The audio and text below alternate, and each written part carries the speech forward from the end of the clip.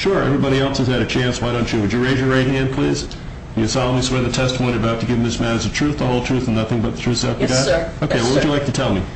First off, I swear to you... Let's do this first, though. Tell me your name for the record. I never met them before that. No, tell me your name for the record. I'm sorry. Elma Jean Beauvais. Okay, go ahead, Ms. Beauvais. I never met them before that day. The son didn't have a chance to say a word. I sat in the vehicle for 5 minutes. I didn't know who was in the other vehicle until I got out after about 5 minutes and asked if they had a reverse. Because my husband and I do automotive repairs, we would have called a tow truck. I mentioned tow truck to the wife a couple of times afterwards. The passenger did, in fact, yell out, "Do you bitch?" I never made any movements that a gun, I never mentioned gun, because at that point I did not have any kind of a hand weapon. I don't like hand weapons. The only thing I have is a hunting rifle. And I've been hunting since the 80s. No, the rifle wasn't with me. I haven't touched it for years and years and years. And he was yelling, and I swear to God, I don't and did not say anything about a gun. I was not threatening. I tried to stay cool because I know that he can fly off the handle. He did not act like there was anything wrong with his heart. Neither one of those two told me he had any problems. He got out of the truck 2 different occasions before she got back down, yelling and waving his arms and eyes wild. The son wasn't. That's all. He did threaten me with a gun. That's all in your petition. I understand that. Is there anything in addition to what's in your petition that you'd like to tell me? All I need to tell you, sir, is that they are telling so many untruths. Very many untruths. Well, ultimately, that becomes my job, Ms. Beauvais, to determine where the facts are. So, thank you very much. Okay. Counsel, anything further? No, Your Honor. I guess the only, a couple of things in rebuttal, but I don't know if you want to hear that at this point. Briefly. Ms. Floyd stated that her husband didn't want an altercation, and I guess I sit here and question myself, if he didn't want an altercation, then why did he get out of the vehicle at all? I didn't want to have a Well, Mr. Floyd, be quiet, please. Second of all, again, the day that this occurred, my client would tell you that neither one of these people had a cane or said anything about any medical conditions. As far as when they did call the state police, they had said that it was Linda Hunt that was actually, they thought my client was Linda Hunt, who was another person that lives on Hummingbird Lane, which, from what my client believes, has had issues with these people in the past. You don't have any first-hand knowledge of that, Counsel? No, she doesn't. All right, thank you, Counsel. All right, Ms. Floyd, it's your opportunity to present any additional information you think would be Yes, helpful. right in her own statement, she claims that she was told by me that we're handicapped. Right in her own statement in her petition, her request for this. So, Your Honor, we're not lying. Okay. And I take great objection to being called a liar. All right, I understand. Mr. Floyd, anything else you want to answer? Your Honor, these people have called the town... You can stand up. You did a moment ago. These people have called our town clerk, had him call me a thief. Well, those They are... have no... Mr. Floyd, those are not issues for today. The only issues for today are what's in this petition.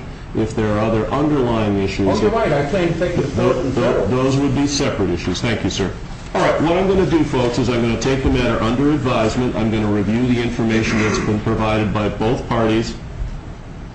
You got to stand up if you're going to talk to me, young man, and you have to identify yourself by name, please. Gregory P. Floyd. What would you like to say, Mr. Floyd? Because everybody else seems to have had a chance to speak, I'd like to speak. What do you want to tell me, sir? When Mrs. Beauvais came over to the driver door, I had to open it.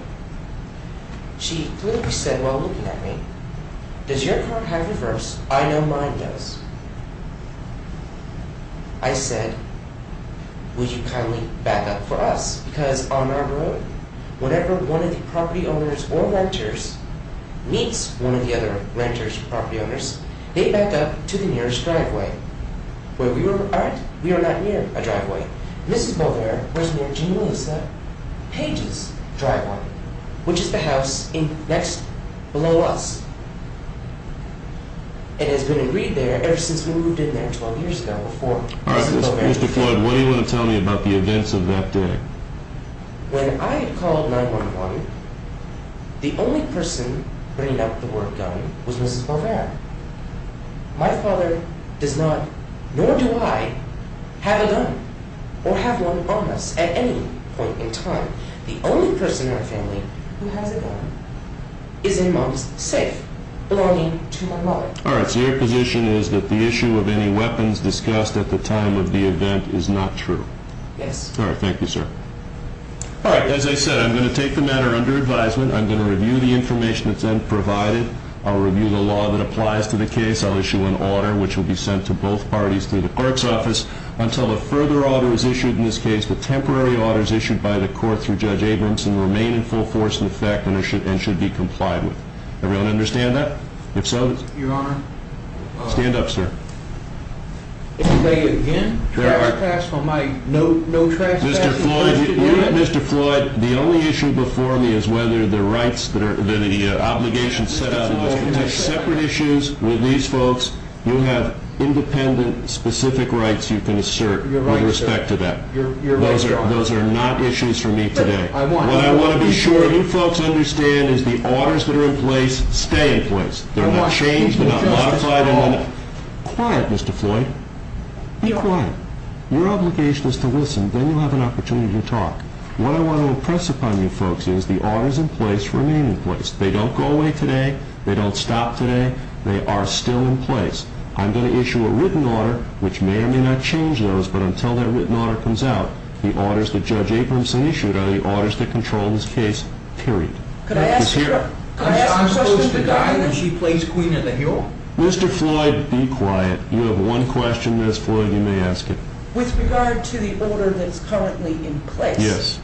I understand you say the other issues have nothing to do with it, but according to the order itself, it says we are not to have any communication with them. That's right. We don't want none. That's fine. What do Don't have we any. do if they are initiating communication You through have second... access to the same court system that they have, So Mrs. Floyd. we need to I'm not request... giving you any legal advice, ma'am. You have the obligation and/or the rights to assert any positions you think are appropriate. The orders that are in place stay in place. This hearing is concluded. Thank you very much.